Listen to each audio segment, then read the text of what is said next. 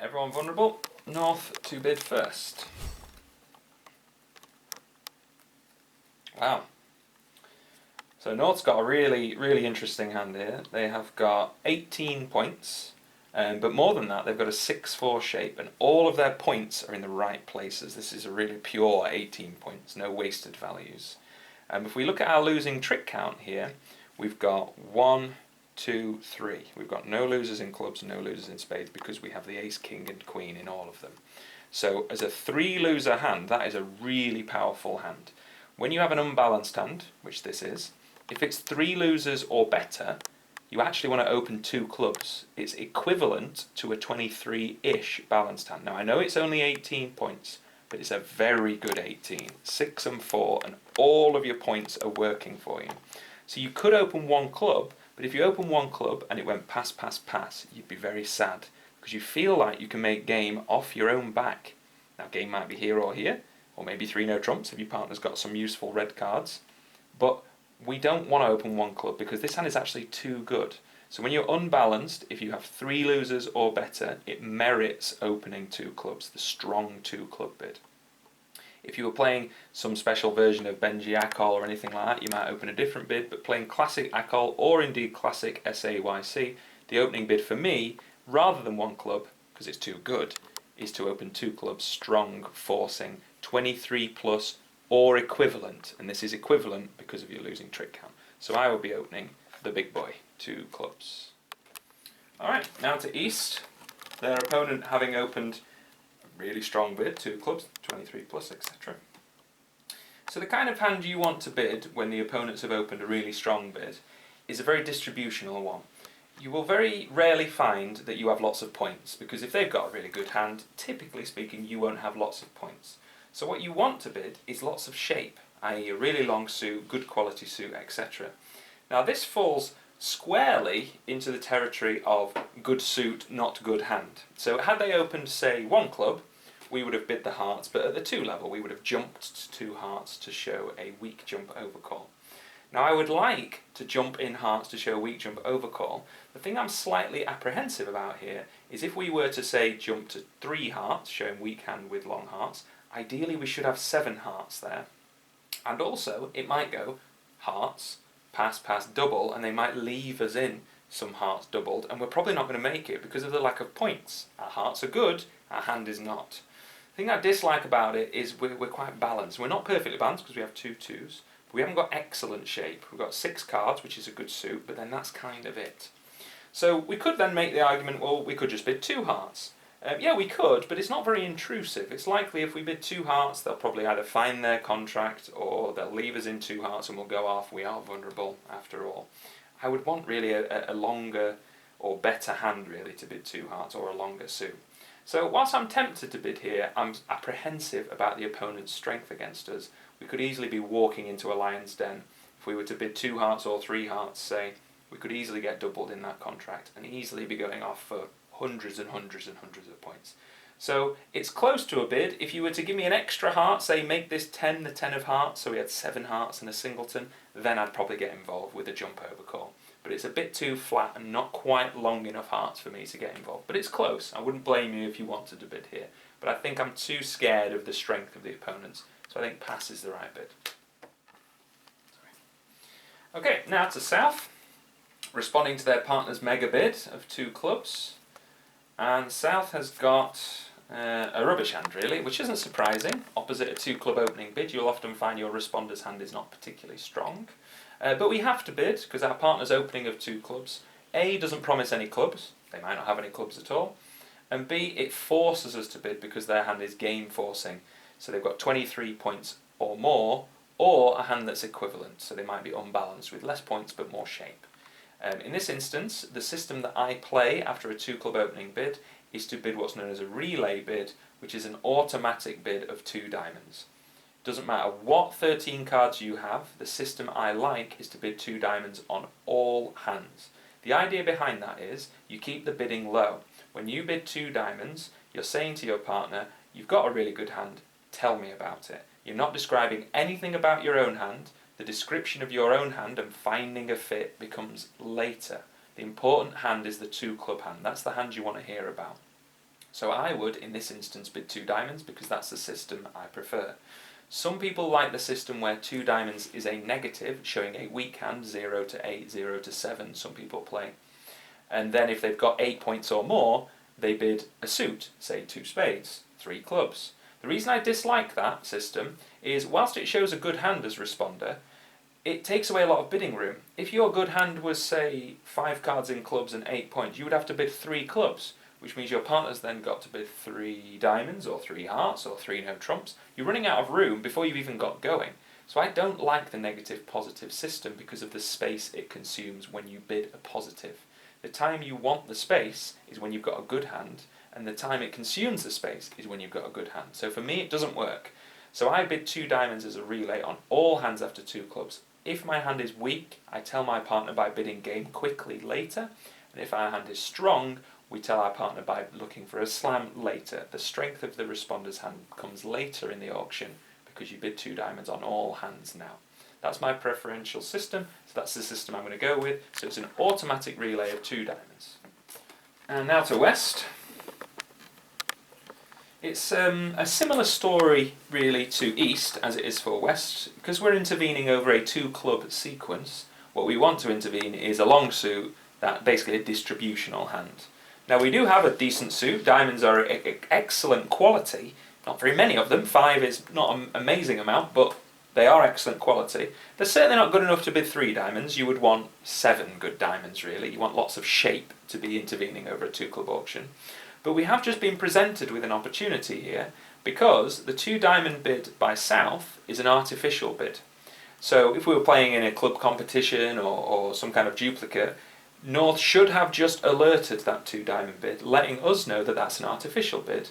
And it's artificial because it doesn't promise diamonds. It's just a relay bid saying, tell me about your 2 club hand. So whenever the opponents make an artificial bid, what you can do is you can double to say, I have that suit. If the opponents make an artificial bid, it's not natural. So double isn't takeout. Double is what's known as a suit showing double or a lead directional double. Some people prefer to call it the latter. So double here would say, I have good diamonds, which is perfect because that's the only thing about our hand we want to convey.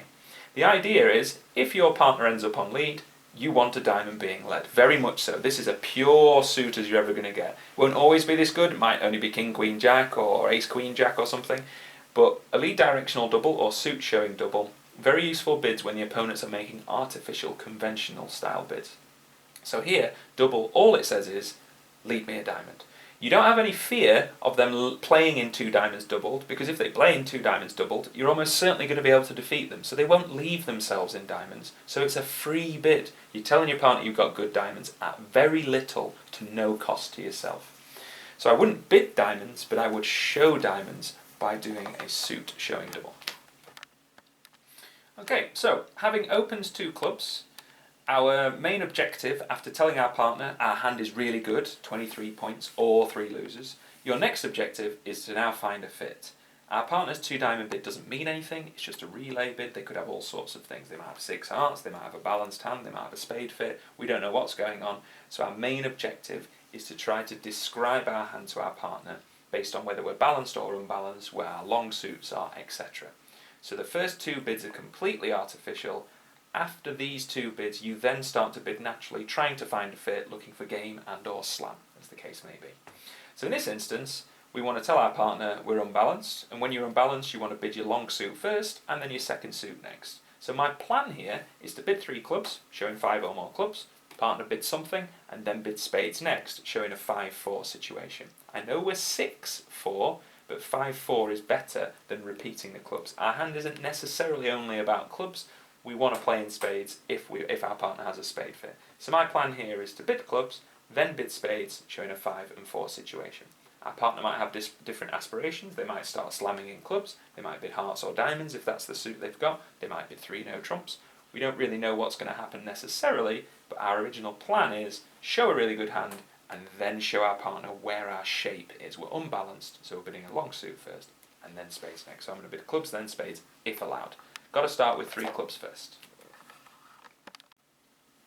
Okay, so we're now in the kind of fit finding part of the 2 club opening scenario. So our first 2 bids, we can almost ignore them because it's just I've got a good hand. tell me what your good hand is. So our partner's saying they're unbalanced and they've got 5 or more clubs. So you want to try and find a fit, because playing in trumps is easier. A fit in a major obviously is preferable, but our partner appears not to have length in a major yet. They might have 4 cards in spades or hearts that they've got coming next. So our job is to try and show our partner where we have length, if indeed we don't like their clubs. We don't agree with their club suit, so we do want to show our spades. If we introduce a suit, it's 5 cards or more as well.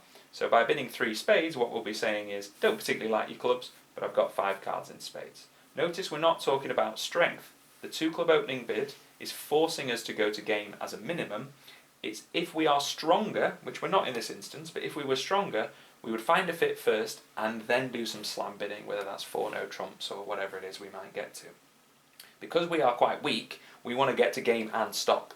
So we're going to bid 3 spades. If our partner doesn't like spades, they might bid 3 no trumps. They might insist on clubs. They might show clubs and hearts. We might have to have a judgment on the next round. But we want to try and find a fit first. As soon as we find a fit, we want to then play in game as an absolute maximum, because our hand is not good. The game could be all sorts of places. Probably not diamonds, given the diamond strength on our left, but could genuinely be spades or clubs or no trumps, or maybe even hearts if our partner has 6 clubs, 5 hearts or something weird. So I would be bidding the spades, basically just looking for a fit, hoping to try and find a fit and then put the brakes on and stop just in game. So bidding spades now in the hope that that finds a fit. Okay, back to the big hand, and we're very pleased with the bid we just saw there, which is 3 spades. We were anticipating our partner to bid a red suit, and then we were going to bid 3 spades to show our clubs and our spades, but we've just found a fit. We found a fit in spades.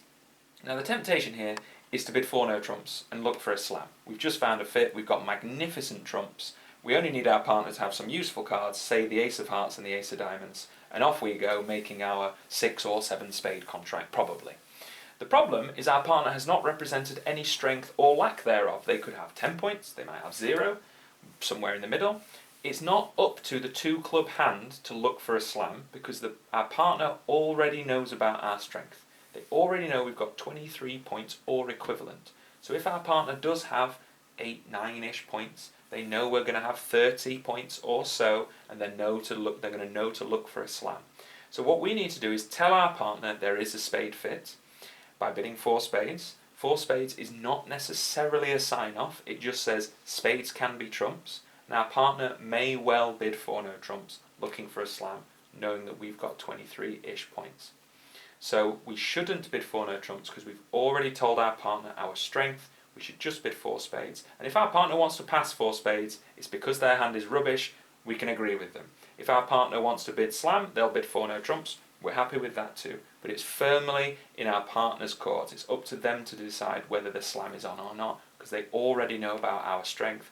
We know nothing about their strength. So I bid 4 spades, saying I've got a fit, and leaving it to them as to whether it's slam time or not. Okay, now back to the responder, and we have an easy job here. We've just found a spade fit, which is one of the primary things we want to do after a 2 club bid, is find a fit. We've just found one. Spades can be trumps. Okay, so now the question is how high? Is it game or is it more? We have to play in game because our partner's opened 2 clubs, and in fact our partner has just bid game. So game is a minimum, and it always was a minimum when they opened 2 clubs. So the question is, are we interested in slam? And the answer is a firm no. Our hand is rubbish. Our spades aren't very good. We've got 1 ace. Aces are very good opposite 2 club opening bids, but it's not enough. Our partner has 23-ish points or equivalent. We have 4. So that doesn't get us really near to 30. You want to be kind of 30 points-ish to be looking for a slam. We're not near. So this for me is a straightforward, easy peasy pass.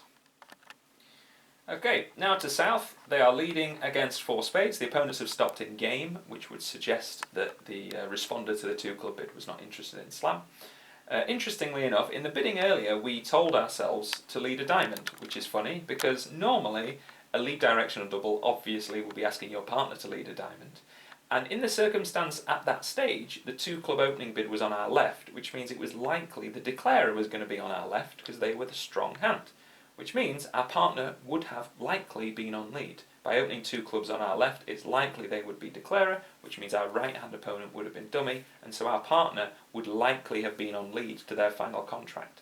Now, as it just so happens, The right-hand opponent is the one that has found the fit, and they are actually playing the hand. So in a strange circumstance, which is rare, it's the 2 club hand that's going to go down on the dummy. Not a particularly frequent occurrence, but it has happened here. So our lead directional double of 2 diamonds has told ourselves to lead a diamond. Now, we didn't need to do that, but we didn't know that that was going to happen, of course. So we're going to lead a diamond, definitely. It's a standout lead against basically any contract. I will be leading the ace of diamonds. This is a magnificent sequence. Leading the ace of diamonds costs nothing. You get to look at the dummy, and we're going to decide whether we're playing more diamonds or changing tact somewhere. So the ace of diamonds, absolute standout lead. Okay, so down goes the best dummy we'll have seen all day.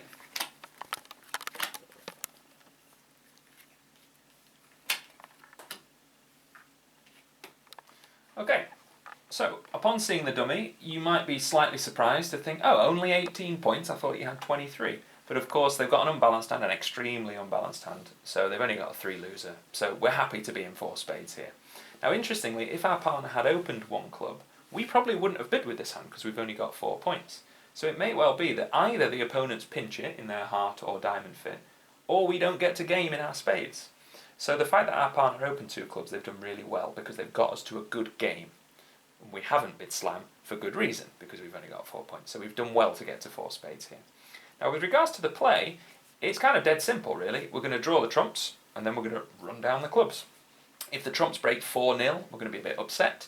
If the clubs break 5-0 or 4-1 or something, we might have a bit of work. But if the black suits are breaking, we're going to have a really easy time here. Ace, king, queen of spades, ace, king, queen of clubs, club, club, club, club, club, club. Nothing really to do clever here unless either of the black suits break badly. If the spades break badly, we might lose a spade. If the clubs break badly, we might have to trump a club here and trump a heart back there to get the lead back or whatever. But generally speaking, this hand looks pretty easy. We're going to lose the first 2 diamonds because we've got the ace, king of diamonds missing. And then that's going to be about it, unless something goes wrong. So on the diamond trick, nothing to think about. The opponents are going to win the diamond. They're going to discourage, depending on their defensive system. But they're not going to be discouraged because they've got ace, king, queen, jack of diamonds. So they win that diamond, and then they're going to play the king of diamonds instinctively, especially seeing the quality of those clubs. We can't afford for the opponents to get the lead and run the clubs after drawing the trumps. So you've got to take your 2 diamonds now, which they do. So we've lost 2 tricks. The bad guys have won the first 2, but that's okay, we're always going to lose those. And now what are they going to do? Well, the only chance they've really got is to try hearts, because the clubs and the spades look pretty sewn up. So they lead a heart, lead a middle of 3, mud lead, middle up, down, not promising an honour, not promising a doubleton. It goes heart, heart, jack of hearts, jack, queen, king, bottom of equivalent cards when you're following suit. If you were leading, you'd lead the top. We win the ace of hearts, our one and only good card, but very useful opposite a singleton, gets us the lead, and now we're going to have a really easy time. We play a spade to the ace, and the spades don't break 4-0. Well, that was nice, wasn't it? A 4-0 break is only about 10% chance, so we'd have been a bit miffed if the spades had broken nasty. The king of spades, which gets the jack of spades, and the final spade. Counting the spades up, that's 8 spades gone, 9, 10, 11, 12, 13. Spades broke 2-2, that's very handy, always easy when the trumps break nicely. Easy to run them, so we don't need to draw any more trumps. Now we just want to test the clubs. So ace of clubs, king of clubs, like so. It goes club, club, club, club, club, club. Everybody plays one, so that's 8 clubs gone on the ace and king. 9, 10, 11, 12. So this queen of clubs is going to mop up the final club, which is the jack. We don't know where it is, but it doesn't matter. We know the jack is going to fall. And then all of the clubs are going to be winners. So on this final queen of clubs, this hand throws something away, completely irrelevant what they do. We don't trump it, because it's a winner. Jack of clubs. Even the clubs broke as well. The clubs broke 3-2. The spades broke 2-2. We had a really easy time. So those clubs are winners, and those spades are winners. So the hand is now over. If the clubs had been 4-1, we might have had to trump a club to get rid of their final club, and then trump a heart back to the dummy. If the clubs had been 5-0, we might have had to trump a club, trump a heart, trump a club, trump a heart kind of scenario to set the clubs up. But that would have been quite unlucky, given that the spades broke 2-2 and the clubs broke 3-2. This hand played itself. Lose 2 diamonds, draw the trumps, run the clubs. Nice and easy, 11 tricks made.